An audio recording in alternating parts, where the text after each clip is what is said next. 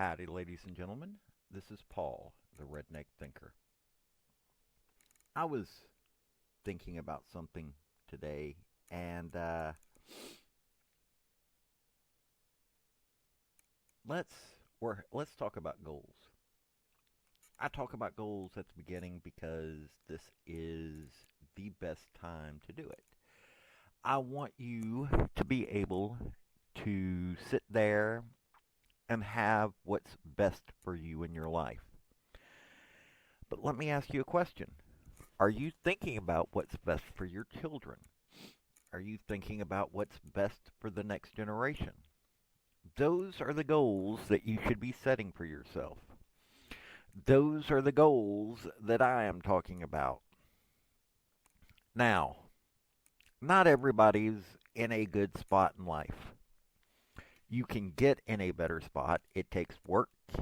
It takes finding the right moments to do what will help you do better in life. But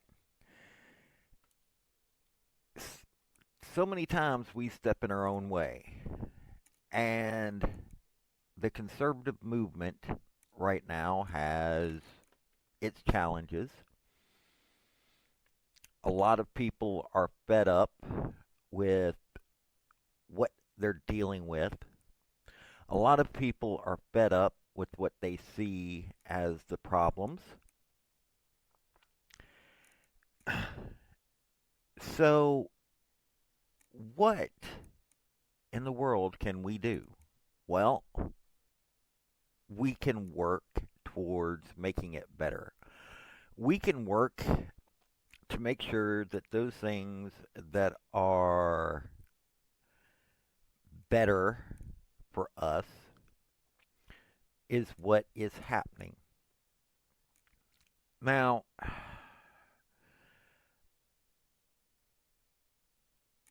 all you do when you step out into the world is find things that you probably don't like.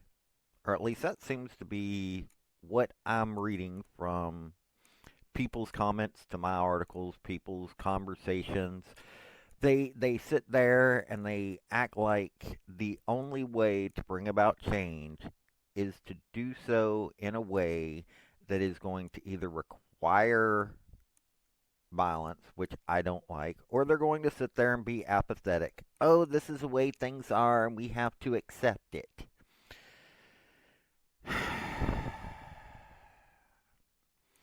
Now, am I saying that there aren't going to be instances where we could be attacked violently? It happens, not to everybody, but it happens. So much more is going on in this world that can be changed with us doing those things that would make the world better. Where do you shop? I brought this up before. Where do you shop? What businesses are around you? Could you work on a situation in which you create a company that has conservative values, that has community values, that you can use to give yourself a bigger voice? Think about that for a second. Now, there are plenty of college educated people that sit there and they only do what they were taught in college when it comes to business. Those same folks got us into a world of hurt. There are those folks that use what they learned to basically scam us out of our money and scam us on the political side. They use government as a way to keep people down. And some of those folks, I hate to tell you this, some of those folks are considered conservatives. They get in the office, you have folks that get in the office that talk a good talk, but they don't do anything. They don't actually fight. When it comes for them to do the right vote, they don't do it. Now, are there instances in which you have to compromise a little bit in Congress? Yes. You have to vote for something that you may not necessarily agree with. I'm not saying that you abhor it, but you may not agree with because the person that proposed it isn't doing something necessarily for themselves, but they're doing it for their district. And so you vote in a way that helps them because later on, when you need some help, they owe you and they'll probably vote for you. And that's called building an ally, creating an ally. Building bridges and creating situations that can help you do what your goals are. That's in politics. In business, modern business, we have a whole bunch of companies out there that their goal is to, what's the best way to put it? It's to, they're based off of greed is good. Even the employees out there are under the impression that greed is good. There are some businesses, though, that are created with the thought process of what people like Adam Smith saw as the right way to do business. I don't trust pharmaceutical companies. After reading the things that I read in Dr. John Abramson's book, I don't trust pharmaceutical companies. Is there a way to fix that? Yeah. Unfortunately, when it comes to the pharmaceutical companies, we're going to have to make some changes, some of which is on the governmental level, but a lot of it is on the consumer level. You would be surprised at the changes that you can wreak as a consumer. And sometimes that consumer level needs to come from folks in business. Who are you willing to do business with as a business person? Now, farmers markets are a good idea. But how about having a local grocery store that deals primarily in the produce of local farmers? Think about that for a second. Think about that. Go to the farmers and say, hey, instead of just having there's no farmers market in the area.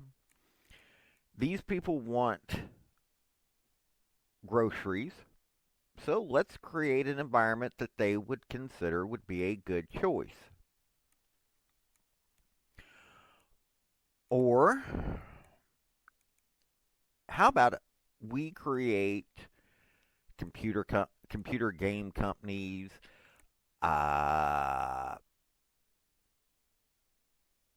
software companies that are based on conservative ideas, entertainment companies. There is a company out there that is creating good movies there's actually a few of them that create good content. Are you paying attention to those companies? You and your choices for what you do, what you watch, what you do on the computer, what you do in your daily life is up to you. And that requires that you do better for yourself. And doing better for yourself requires education. Not necessarily from these colleges, but from studying what you have to do. Now, I just got done reading Cheryl Atkinson's Slanted. Oh, I don't like it. I don't like what modern media has become. I like the book Slanted. I like Cheryl Atkinson. I like what she wrote. I don't like the modern media. We're being pushed, as she pointed out in the book. You watch modern news, and they talk about two or three topics in panels. They tell you what to think, not what the facts are. Now, I've already decided if I can get Redneck Thinker Brand going, I'm going to create a news organization that is about the news. Now, there are organizations that cover the news, but very few of them are out there creating that are out there doing investigative journalism. Now let me digress a little bit here. How many of you know what freedom of the press actually meant when it was codified into the Bill of Rights? How many of you actually know what freedom of the press meant? If you just think that it was based off of journalism, off of newspapers and news programs, well, modern day thinking news programs, it wasn't just about that. It was also based, it was also created to protect those people that created pamphlets back in the day. They didn't want to create books for people to read. They wanted to create short essays or whatnot that were printed up on a printing press. Late 1700s, early 1800s, a printing press could do a lot of good. You had pamphlets such as Common Sense. That is considered one of the three things that helped bring about our revolution. Well, okay, helped spur on our revolution. Now, that was not something that the government of Great Britain wanted to have go out. Then again, you also had Patrick Henry give me liberty or give me death speech. I am pretty certain that when it was said that those people did not have any other recording material than somebody writing it down and then taking it to a printing press and having it put in newspapers and pamphlets. Well, nowadays, we have a modern press. We have podcasts, we have videos, we have people that are talking about the unpopular topics. Now, President Obama and his people started the idea that we needed to curate information. That we needed people that were directing the information. We've had it before in this country. The second president, John Adams, with the Alien and Sedition Acts, made it so that members of the press were arrested. It happened during the Civil War, in which journalists who were espousing an idea that was not government sanctioned were arrested. Then you had, during World War I, more things like that. Woodrow Wilson was a pox on this nation. And yet the Democrats still love his greatest achievement. The achievement that has stood the test of time, especially for them, which is a government bureaucracy that runs amok. Seriously. The modern day bureaucracy is because of one of the most racist presidents that this country has ever had. Not only was he racist, he attacked the press, he attacked other political parties. Now, I would never have agreed with Eugene Debs. Seriously, I would not have agreed with Eugene V. Debs.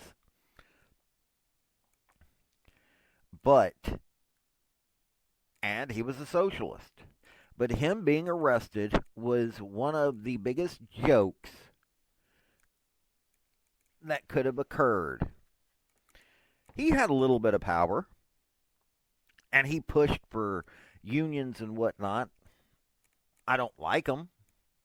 I doubt that I would have seen eye to eye with him, but he didn't deserve to be arrested for what he was arrested for, which was he was speaking out against the government. This nation was founded on the free flowing of ideas. This nation was also founded on the fact that we needed to be self-determining in our economic issues, aka taxes. Well, okay. People talk about taxes, but that wasn't the worst of it. Those taxes were actually meant to be part of a program in which we were only allowed to have products that were coming from Great Britain. We were only allowed to do business with Great Britain. We weren't allowed to deal with the French, the Dutch, or any of the others. Seriously, look it up. That was actually crippling the farmers and business people of the time.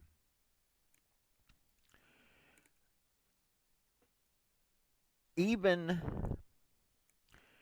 paper, which at one point had to have the Stamp Act. The Stamp Act was created so that you only used official paper. Seriously. If you were using playing cards, it had to have a stamp on it. If you were having a piece of paper in which you were sending mail, it had to have a stamp on it. Official documents had to have a stamp on it. Sugar could only come from approved English sources. One of the things that Washington figured out to make his life better and to make life better for those around him, instead of just farming tobacco, he decided he was going to create whole industries on his plantation. Yes, he was a slave owner. No, I do not believe it was right, and even he understood that there were problems with that system. But he created industries. He made his plantations work not by doing what everybody else did, but creating new opportunities. Okay, ladies and gentlemen, we're at a point in which our health is dictated to us by the government.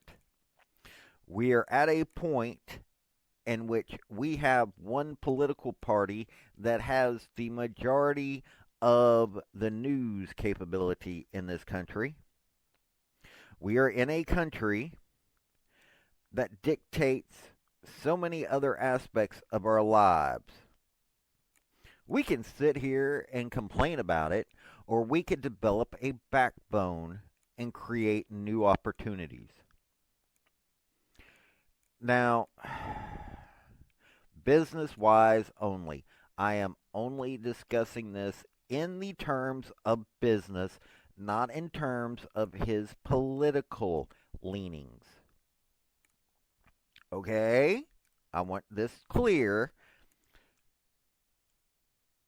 When Microsoft was founded, there were barely any other companies that did what Bill Gates did. He revolutionized an industry in its infancy. He did something that was kind of amazing, business wise. He took a product that had been developed by Xerox that was sitting there not knowing what to do with a product that they owned the rights to that was developed on their dime. He took that product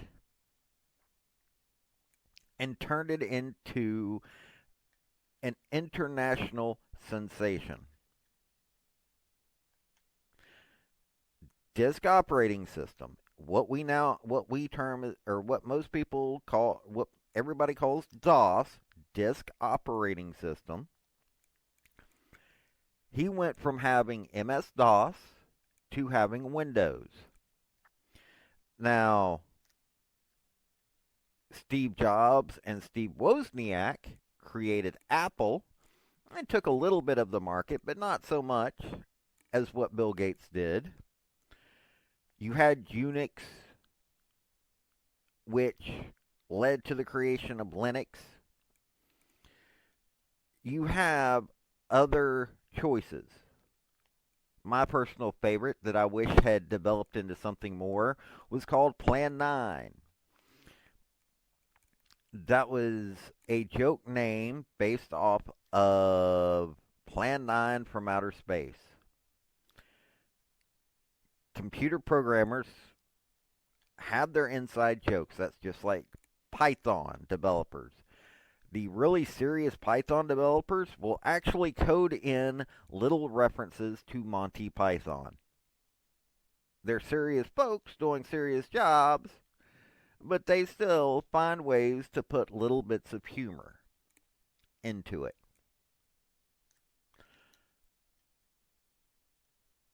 All of these areas now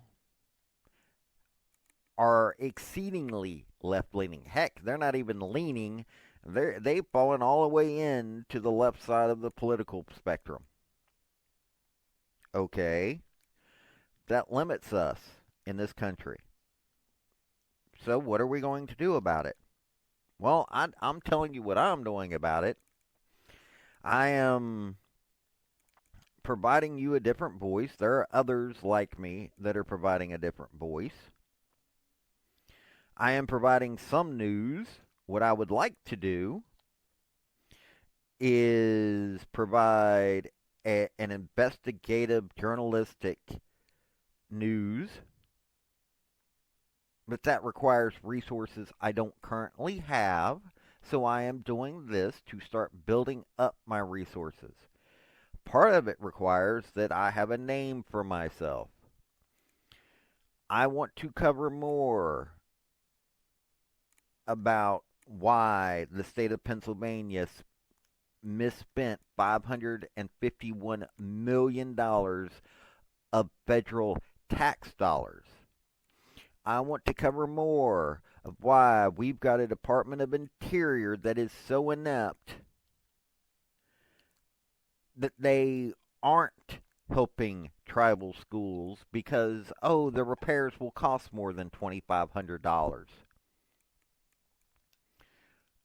Well, until we get the government allowing the Native American tribes in this country to be self-reliant, and because of treaty needs, they're under treaty obligations. These schools are under the domain of the federal government. If you want to see how bad government schools can become, and American schools are getting this way, look at tribal schools. If you want to see how bad federal control over government is, look at what's going on some of these tribal lands. But some of the Native American tribes in this country, Eastern Band Cherokee, the Cherokee period, have shown that you don't have to just allow that to happen. Some, on the other hand, are like, hey, we want our handouts. We deserve it.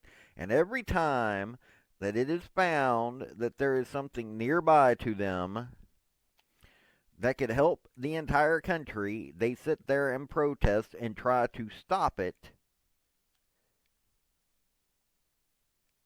because then they can just complain about it. Yes, we have abused the tribes in this country.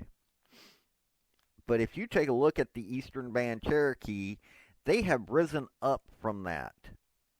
What they have in North Carolina for the Eastern Band Cherokee is not a reservation system.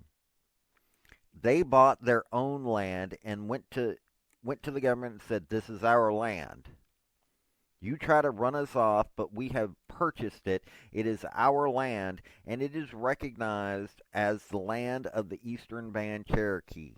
They don't have a reservation. They have their own land.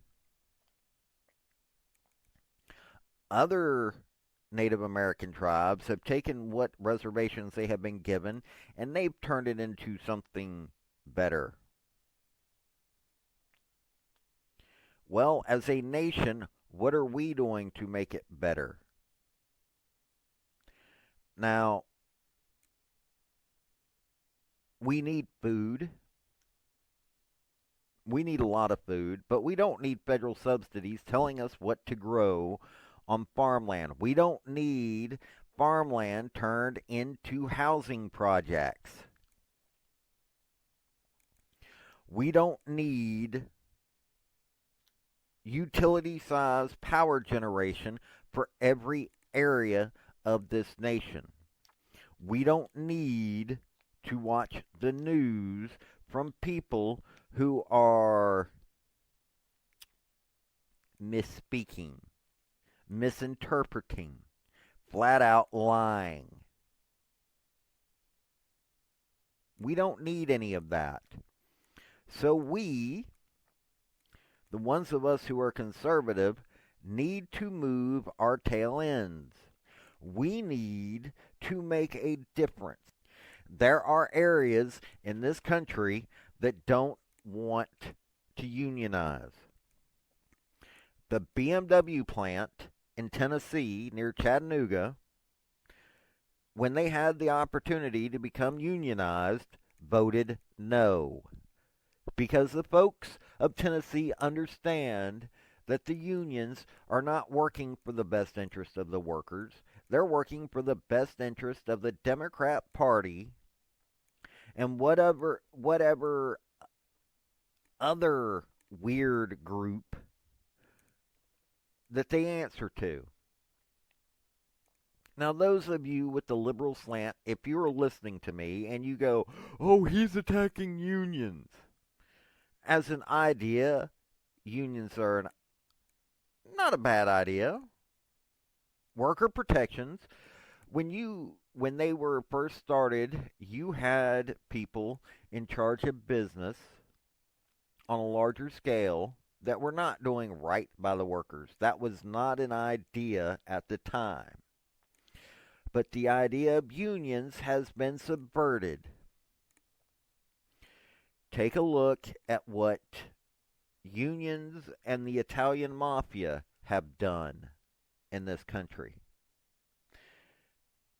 That is an actual thing. And when I go to ask, I don't have the reputation yet to get actual answers, except from one guy, and I'm not going to bring up his name.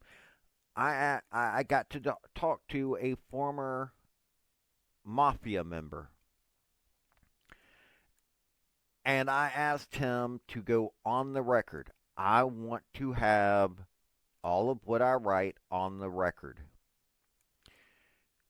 When I wrote to him, he said he could not talk about it because that was considered industrial racketeering. Because I also asked him if he couldn't talk about it, could he direct me to somebody that could talk about it? He said no, that was considered industrial racketeering. He couldn't discuss it.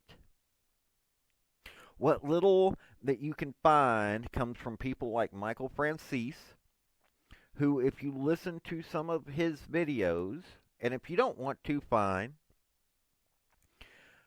but Michael Franzese talks about him and another member of the mafia working together to try to organize the Atlantic City hotel workers into a union while they were in the mafia. This is not after he left the mafia. This is while he was in the mafia because he saw a way to profit off of the hard work of these workers.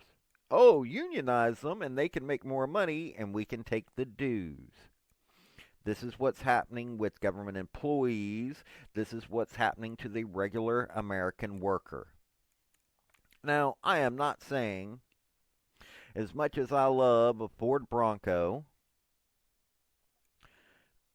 that Ford has really ever been good for the worker or for America. I love Ford vehicles better than I like the other vehicles out there. Now I like Mopar, but Ford is still my primary like for a vehicle. There's a problem with that though. As I've gotten older and I've started researching on history, as I've learned history, Adolf Hitler actually had a photograph that was autographed by Henry Ford, the founder of Ford Motor Corporation. Henry Ford hated Jews. He would employ black folks. He would employ almost anybody except for Jews. He didn't want Jews anywhere near his business. He also revolutionized the auto industry, but he did so as somebody who had a hate for Jews and a hate for the modern culture. Now, that changes my thought process about Ford. Do I think that the modern folks, the modern Ford family, or the folks that run Ford Motor Company have those same values? No. But they do have the values that they need to do certain things that may not be in the best interest of America. Now, I am well aware that car manufacturing goes on inside the United States. It's because of tariffs and tax laws. It's a whole thing. So foreign companies manufacture cars here to bypass those penalties. They provide jobs. But how many other of the products that we need every day are not made in the United States anymore? Part of it is because of cheaper labor. And part of the reason why that cheaper labor is so necessary when you could create a so much better environment to have products bought in this country that are made here, because if you've got a manufacturing plant somewhere that is creating, say, clothes or creating lamps or stoves or any of that stuff, these folks are going to be making slightly better than everybody else. They're going to want to spend that money. So that creates the need for car dealerships. It creates the needs for stores, restaurants, and all of that.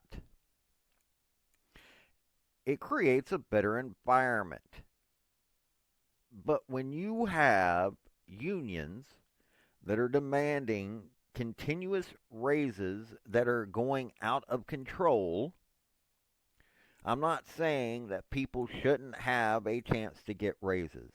I'm saying that they should not have a chance to get out of control pay raises that are making it so that these companies are having to charge more and more and more to the average consumer.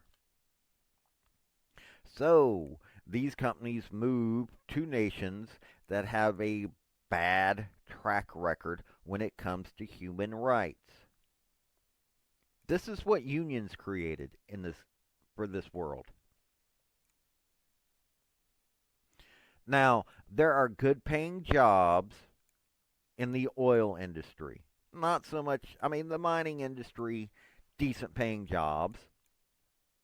But yes, mining companies in this country have been slow to realize that they need to do more than mine, that they need to not destroy the local environment.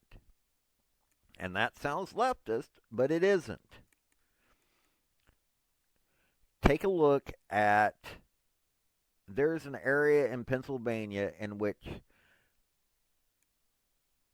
fire started underground in the coal deposits. That fire is still basically smoldering to this day. There are places where you can't live because of this. You take a look at Chernobyl. While that wasn't a mining accident, it was an issue in which people didn't consider safety issues. You can't get anywhere near Chernobyl, which was a concern when the Russian government took that area over.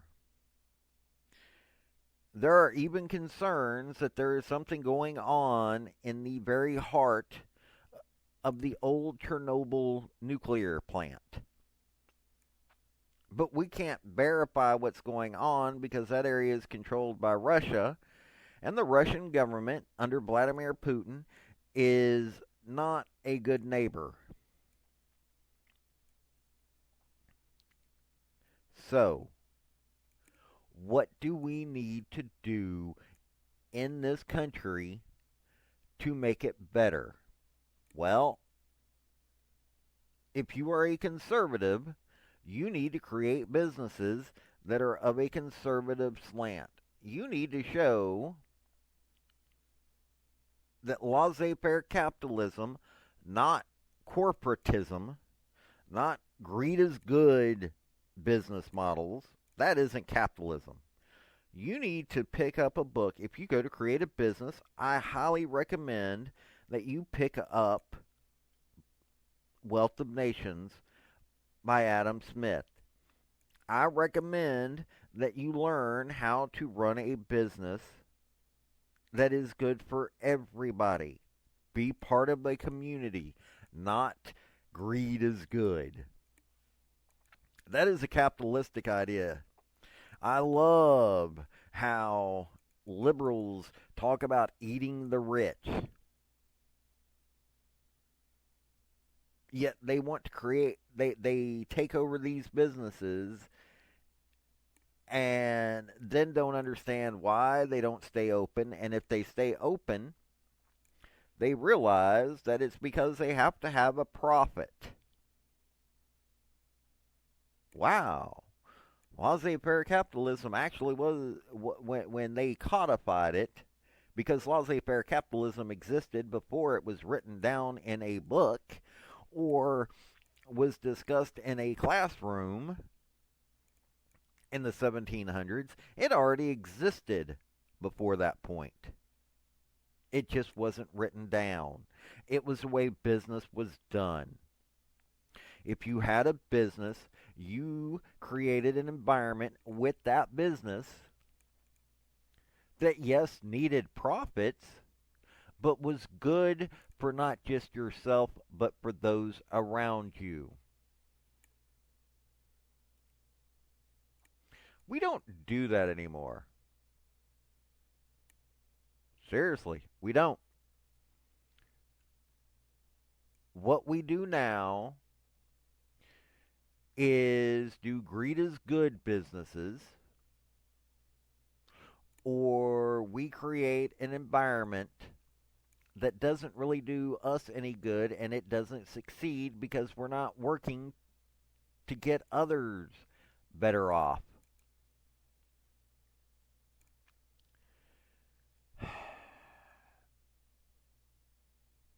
It's needing to change. And those of us of a conservative slant are the only ones that can actually make it happen. I am trying to do that right now. I am starting a business that I am wanting to turn into something better. Right now I'm a one-man operation. I am having to learn how to market. I don't understand modern marketing, but I am working to learn it. I did not understand how to set up a podcast. I figured it out. I'm working on making myself something better. And in the process, I am working to create not just something better for myself, but I am working towards making things better for others.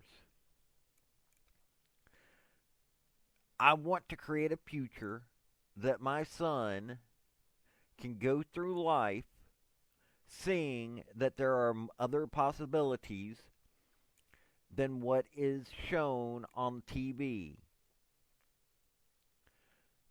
As I look around the conservative environment, I take a look at those folks that claim to be conservative that are feeding off of others' problems.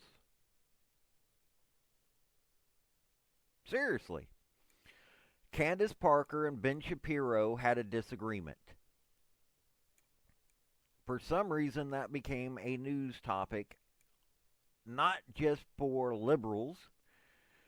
There are conservatives that took sides. They put out podcasts and videos that got thousands upon thousands of views, and they profited off of two people having a disagreement within the conservative party. I am still going to listen to Ben Shapiro. I am still going to listen to Candace Parker because both of them talk about things that I am interested in hearing their point of view on. They're both intelligent individuals, and both of them are willing to work hard. They had disagreements with one another. Okay, people do that. It does not mean that we need to feed on our own. Now, Mike Johnson did something less than a week ago that people went, well, why are you going after him? I went after him, and probably still will, because he voted for something that went against all Americans. It wasn't an internal disagreement that was the problem. It was he voted to allow FISA warrants to still occur. I have a problem with that. That is not the conservative stance. Right to privacy, legal protections, those are conservative values, or they better be. If you don't have conservative values, I have a question for you. Why are you conservative? Why do you claim to be conservative? Because you're not. The values that were created in our Constitution are under attack every day by people of the Republican Party, people of the Democrat Party, and we're not standing up to it when they do these things. That is why I have a problem with Mike Johnson. He was conservative when to get to where he was. He did many conservative things. But when he could have made a massive difference, instead he went for big government. So yes, I am going to stand up against him because I don't agree with what he did. I believe it impacted everybody. It is not an internal issue. It is an issue that affects everybody. And if you don't like that comment, then don't listen to me. I am wanting to develop an audience that realizes that our personal freedoms need to be stood up for. And to have those personal freedoms, we need to create an environment in this country that allows for it. That means we need to have a say in business.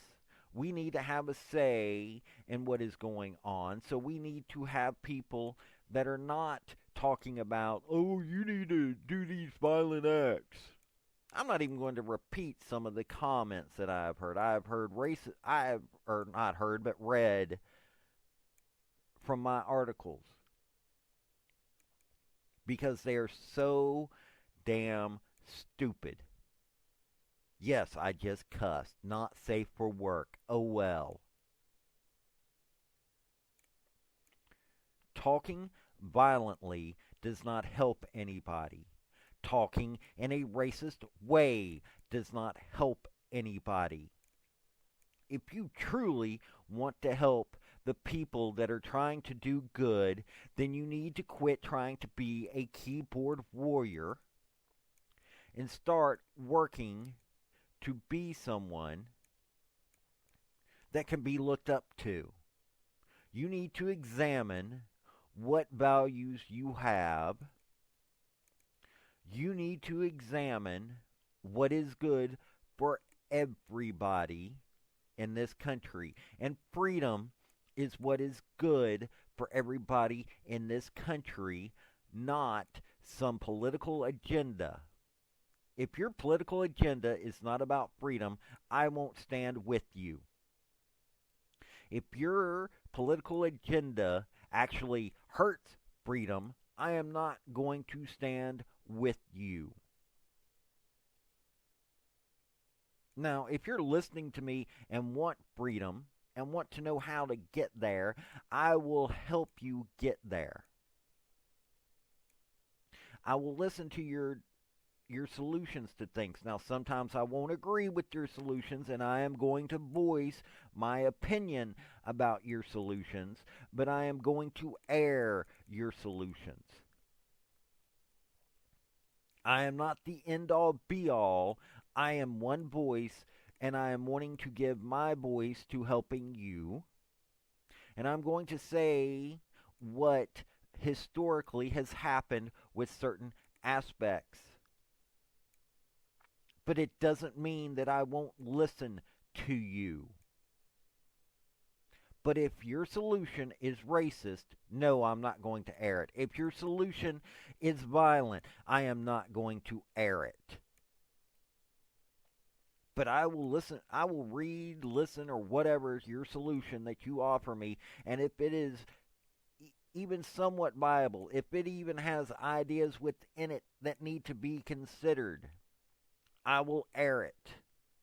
I've done that twice. Same person gave me solutions, but I have aired them, and I have aired why I had a problem with them.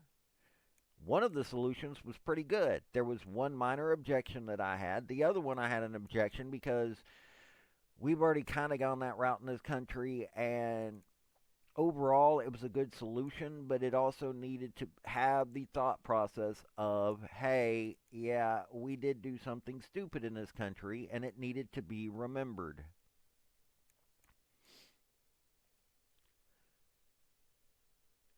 I am going to do that. I am going to work towards, hey, you folks need to read up on certain things to make yourself better. You need to get out there and create businesses. You need to run for office, and you need to do it in an intelligent manner. You need to have a backbone. You need to quit sitting on the computer being apathetic or making comments that, quite frankly, disturb me, should should disturb you even after you make them.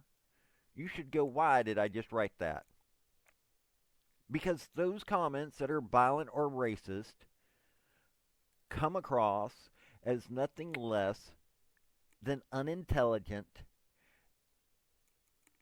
and they are dangerous.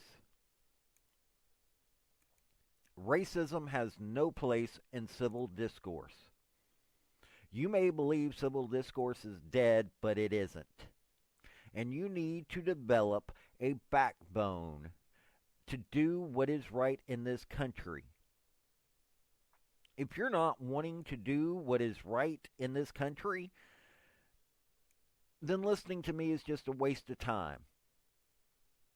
I hate to tell you this, but listening to me is a waste of time because I am going to keep trying to push you to getting off your rear end and actually doing something.